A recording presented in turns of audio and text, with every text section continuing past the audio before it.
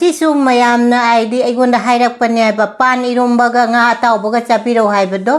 pan iromba siga leire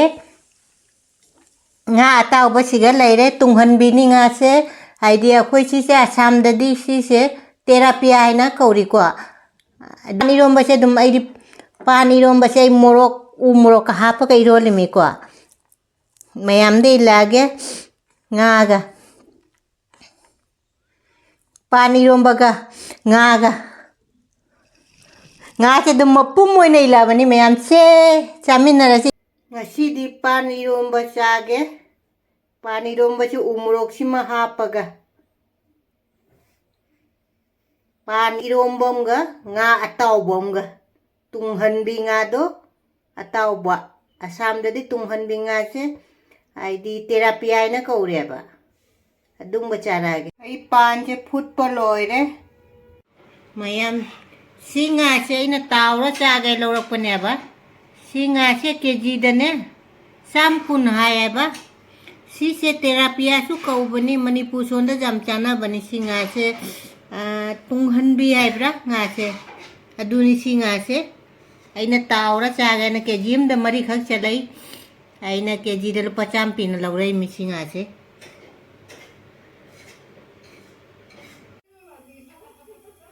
nga se tawra si uji nga tawri ai uji terapia do tunghanbi ai mari singa se nga se mulle nga se kothuoge nga ngaubo loire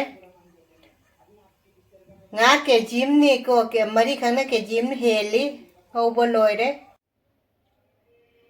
ngasi di pan iromba pore mayam na pan iromba chabiro haibado pan iromba ga nga ataoba ga chabiro haibane ba adu nga ataoba siga leire tunghanbi dune asam dagi terapia kaure sigana mayam leire uri marum changba dugai maga de kaino hawai thrak khamen alu beans loi punjala thonge sigana salad leire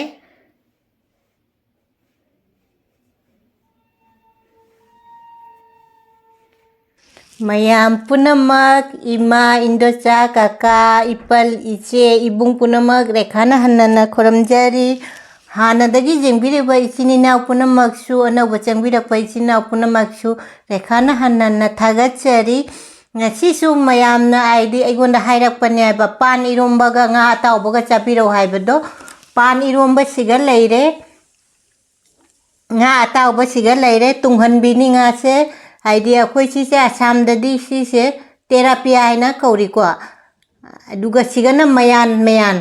aidi lopna punjale uri alu khamen dugaigi kaino do hawai thrak ka loi jauna sise mayam thonge dugana salad na siga loi leire ko na bai siga leire dugaigi yongchak ma jawre ko mayam masidi lai da hana ka lase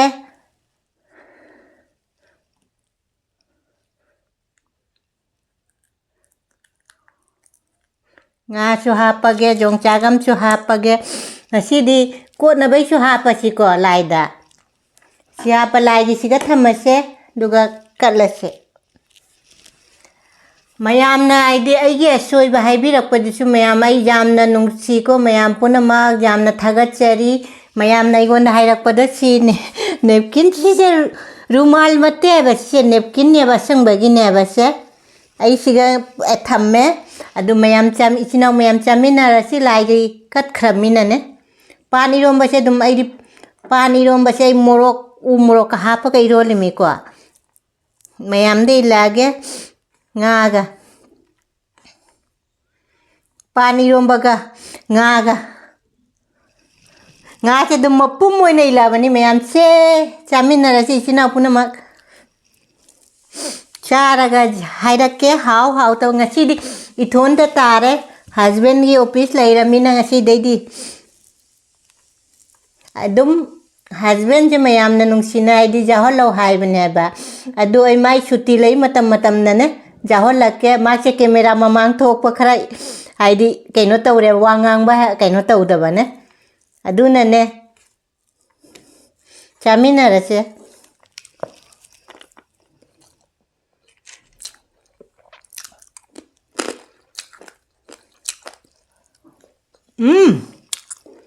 ꯄꯥꯟ ꯏꯔꯣꯝꯕ ꯈꯨꯍꯥꯎꯁꯤꯗꯤ ꯏꯆꯤꯟ ꯏꯅꯥꯎꯁꯤꯡꯁꯤꯁꯨꯅꯦ ꯑꯩꯒꯤ ꯑꯄꯥꯝ ꯑꯄꯥꯝꯕ ꯍꯤꯟꯖꯥꯡꯇꯅꯤ ꯍꯥꯏꯁꯦ ꯏꯆꯤꯟ ꯏꯅꯥꯎ ꯃꯌꯥꯝꯅꯁꯨ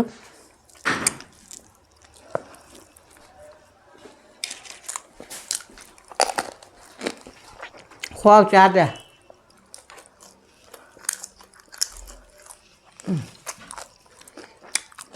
ꯍꯥꯎꯔꯦ ꯄꯥꯟ 이런ꯕꯁꯦ ꯎ ꯃꯣꯔꯣꯛ ꯍꯥꯞꯄ 이런ꯕꯅꯦꯕ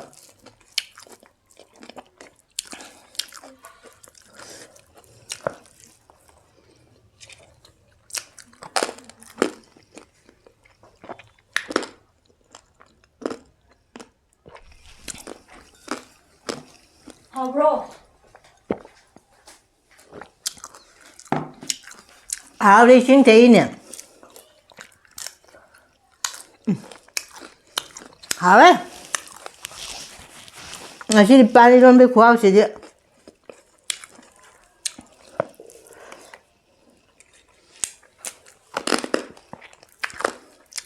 ꯄꯥꯟꯗꯣ ꯄꯤꯛꯑꯗꯨꯒꯅꯦ ꯑꯩꯅ ꯃꯀꯨ ꯈꯣꯛꯇꯕ ꯑꯗꯨꯝ ꯄꯨꯝꯅ ꯍꯥꯏꯗꯤ ꯃꯀꯨ ꯖꯥꯎ ꯖꯥꯎꯅ ꯐꯨꯠꯂꯕ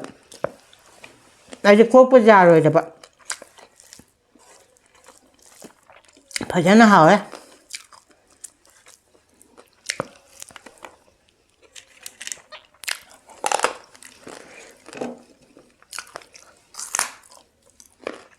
ꯒꯥꯔꯇꯟ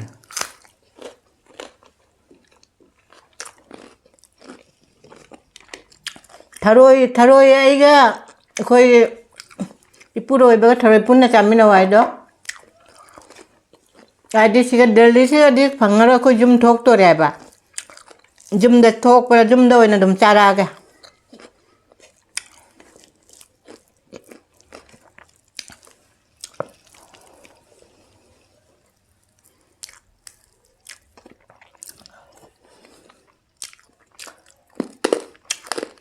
ꯉꯥꯁꯦ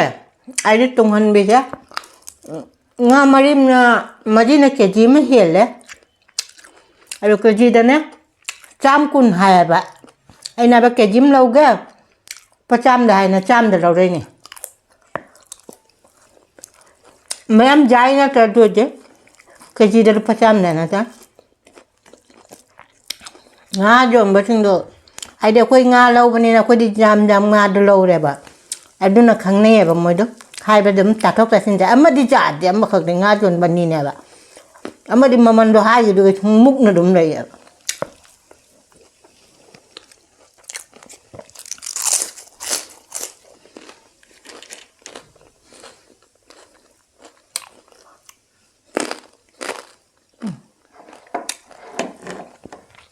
ꯄꯥꯟ ꯏꯔꯣꯝꯕ ꯌꯥꯝ ꯍꯥꯎꯋꯦ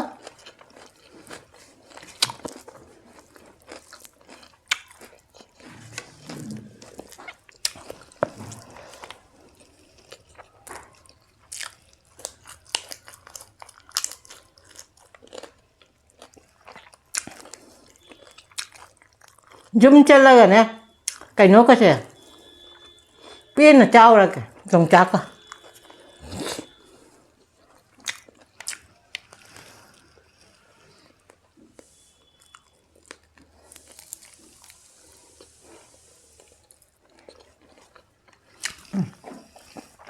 ꯑꯁ ꯄꯥꯟ 이런ꯕ ꯌꯥꯝ ꯍꯥꯎꯋꯤꯅꯦ ꯄꯥꯟꯁꯨ ꯌꯥꯝꯃꯝꯗꯔꯕꯅꯦ ꯈꯨꯍꯥꯎꯁꯦ ꯆꯥꯛꯀ ꯅꯣꯠꯄ꯭ꯔꯥ ꯈꯪꯗꯦ ꯍꯥꯎꯃꯟꯒꯔꯦ ꯄꯥꯟ 이런ꯕꯁꯦ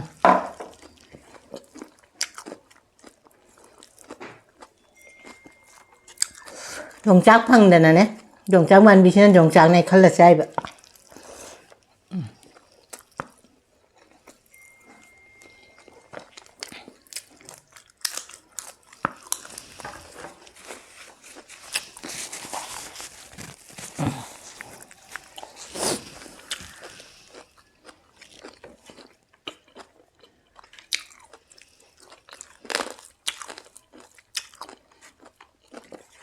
ꯌꯣꯡꯆꯥꯛ ꯑꯂꯤꯕꯩ ꯃꯔꯨꯕꯨꯗꯤ ꯂꯩꯌꯦꯕ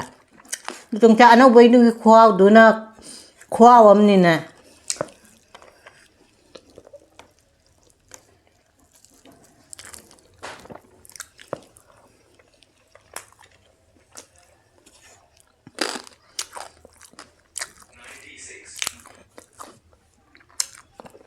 우무럭이야. 잘.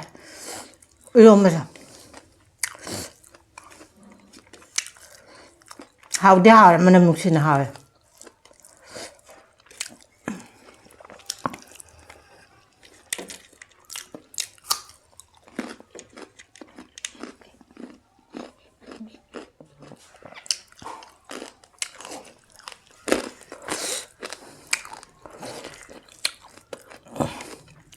Mẹ em cái nó tàu đi.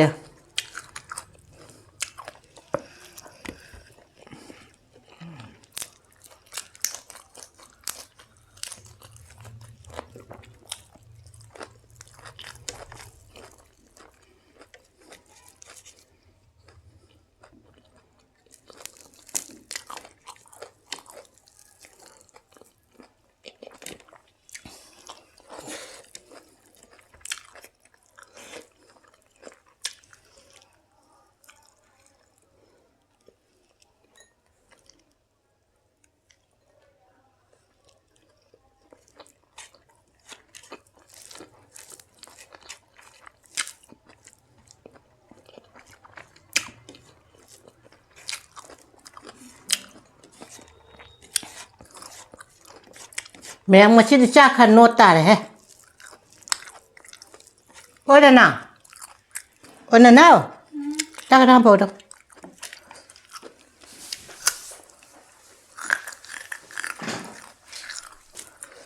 Mà chỉ đi mẹ em chắc khăn nốtเลย Paan eromba sini.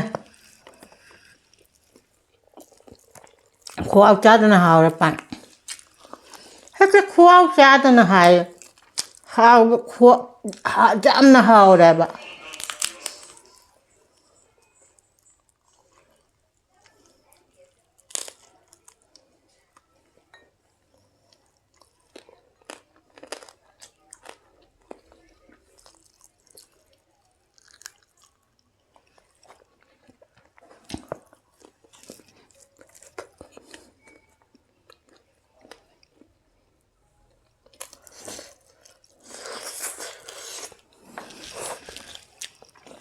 맛있습니다. 가능 맛있다 봐. 마루니 좀. 마루 생로 lokto karage. Marum kakajam.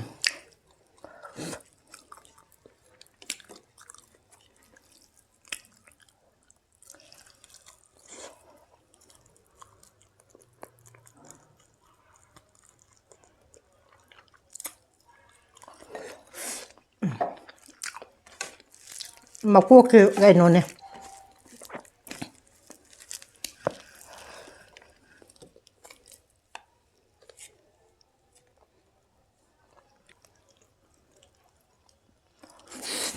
hào cái hào ôi năm mấy tuần ngon bây giờ ơi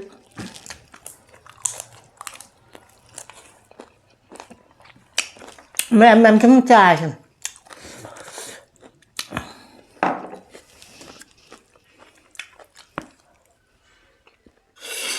cái maru nha bạn maru này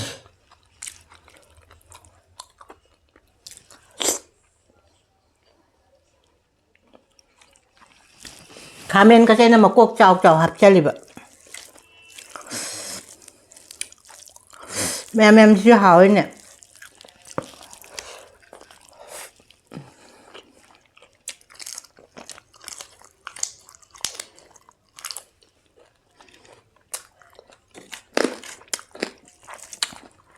yongchak cái zum chân là phải chết sọc thâu rồi cả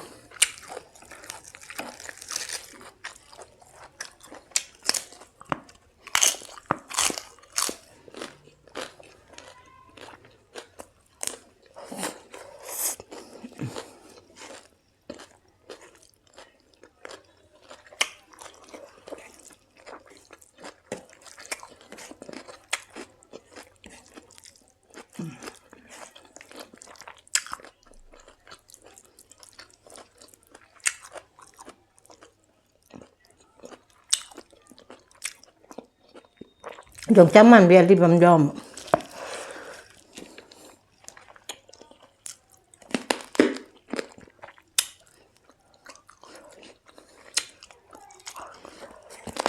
하왜 빈 거사.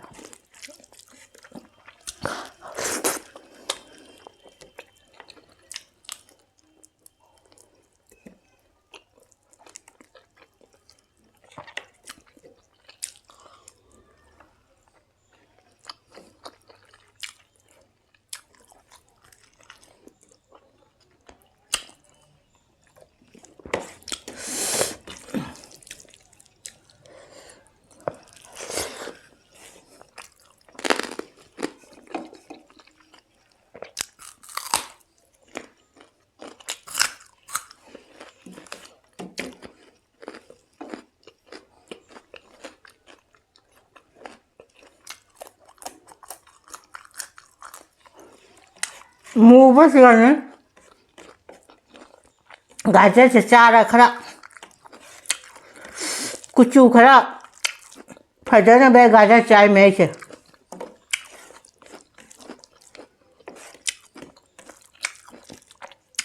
mi ngo bo uraga ne phajaba ngo bo ka uraga ko jo ningi na ko ya de video ningi ya mi ngo bo ka phajaba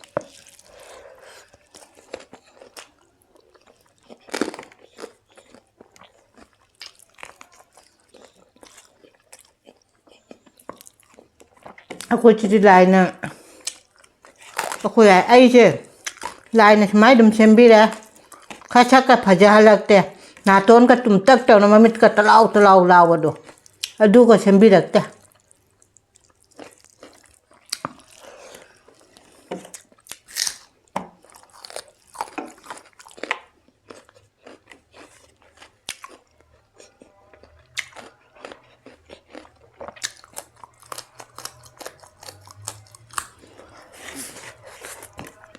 khi chị nào mẹ nè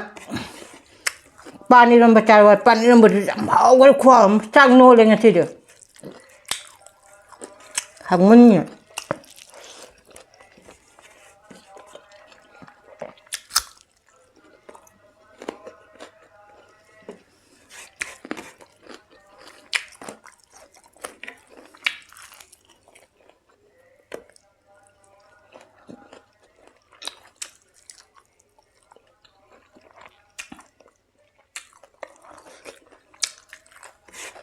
ngay ra mỗi năm nó hào á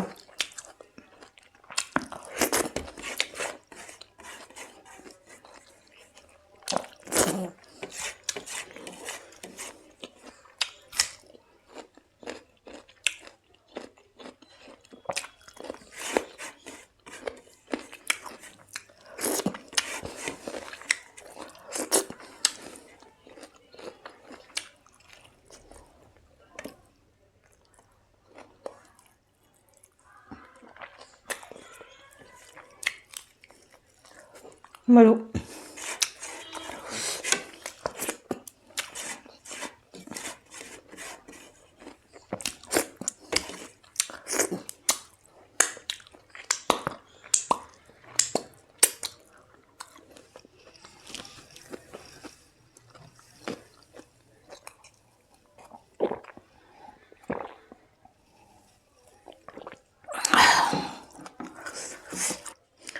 ngasi di Chinau meyamna Paan eromba ga nga ataoba ga chapiro haibado is khuao moi gare khuao meyamna Paan eromba ga nga ataoba ga chapiro haibado as ngasi di khuao moi gare dugoi mayan thongbo thu jam hawre ko na bai dei ne kobi se khara lem hawre aina gajar su jawre do dugoi gi yongchak man bi loi chatho khare loi puna machare loi puna chit na le hau chu hau gare ngasi Chinau meyamna hairak padagi Paan eromba su chare nga ataoba su chare jam hau gare aigi video se jengba matamda skip tawbiganu full jengbiu khara share tawbiu mayamna nungsina aigonda video jengbiriba punamaksu thagachari khachu share tawbiro mayam punamak anauba changbira ko ichinina au jawrasu ai video se jengba matamda subscribe like share tawsanbira comment nungsi pibiro ko mathangda ahauba ma thongage ahauba ma charang si siga thamme bye